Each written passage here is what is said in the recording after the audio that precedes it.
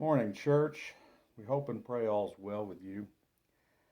I'd like to tell you or talk to you today about racism. It's a hot topic within our uh, country today and across the world. Specifically, I'd like to talk about what the Bible says. In Genesis 1:26 through 28, it talks about Adam and Eve being made in God's image. And therefore, all of their descendants, us, are image bearers of God.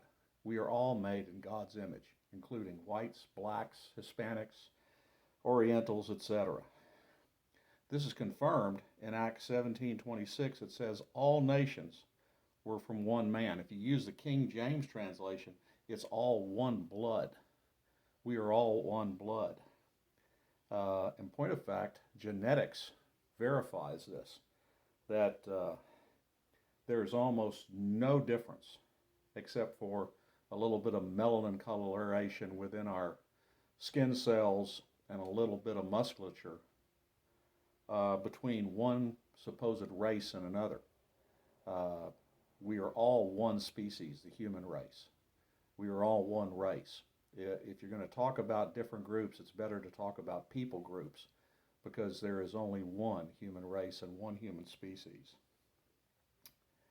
That's why we can have transplant of organs between blacks, browns, whoever. It does not matter. Now, the Jews in Jesus' time were very racist. They believed they were God's chosen people. They'd been told that, but they took it in the wrong way to think that Samaritans and the Gentiles and everyone else was below them. Now, we were told in Genesis 1:28 to have dominion over the earth, but not over other people. Adam was told that he would have to eat and prosper from the sweat of his own brow, not from the sweat of others' brows. Now, the dirty little secret of evolution is if something is more evolved, then there must be other things that are less evolved. And what has been brewing for the last couple hundred years is the idea that there are more evolved people. Sadly, in this country, that was whites. In Europe, that was whites. And the less evolved were the darker groups. We're not the first to come up with that. It's gone on through the centuries. Hitler was big on it because his Aryan race, the blonde-haired, blue-eyed people, were supposed to be the most superior race of all. And therefore he tried to do away with Jews and blacks. However, these arguments of racism, of people being somehow one group being better than another, really were magnified after the 1850s, after Darwin published his book, Origin of Species. But again, I want to remind you that both the Bible and genetics say that we are of one blood, one species. There are variations, but these are people groups within the same species. There's only one human race. Now, sadly, in the 16th, 17th, and part of the 18th century here in America, it was taught by some Southern churches that God approved of slavery, that it was a normal order of things. They would quote such things as Onesimus, the fugitive slave, described in Philemon by Paul, who was sent back to his master.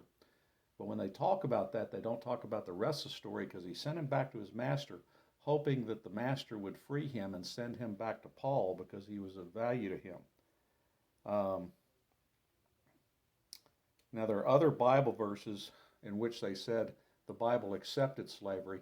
No, what it did in most cases was either to recognize that slavery was a sad part of their culture, or it talked about a different form of slavery than we normally think about, which was indentured servitude. And actually, that's what was being talked about in both Exodus 21 and Deuteronomy 15. And what they overlooked was that if you were in indentured servitude, you'd basically signed a service contract. After 7 years, you would be set free from that. You only were in that slavery set up for life if you chose it.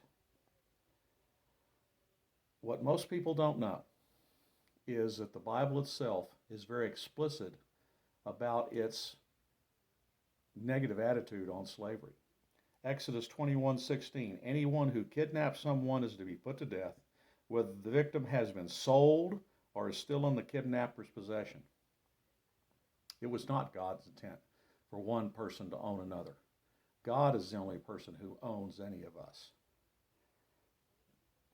1 Timothy 9:10, the law is made not for the righteous, but for the lawbreakers and rebels, the ungodly and sinful, the unholy and irreligious, for those who kill their fathers or mothers, for murderers, for the sexually immoral, for those practicing homosexuality, for slave traders and liars and perjurers, and for whatever else is contrary to sound doctrine.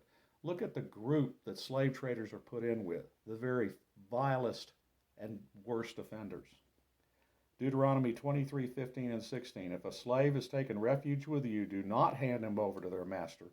Let them live among you wherever they like and in whatever town they choose. Do not oppress them. Here specifically saying don't go along with slavery. And this, incidentally, is what the people of the northern states in America did during the 19th century in their opposition to slavery before the Civil War. Folks, we are gifted with a church that has many people groups within it. But we need to remember, not only within our church, but within our society and how we function, that we are all one race. We are all of one blood. We are all from one Creator, and we are all brothers and sisters. And I hope you have a good day.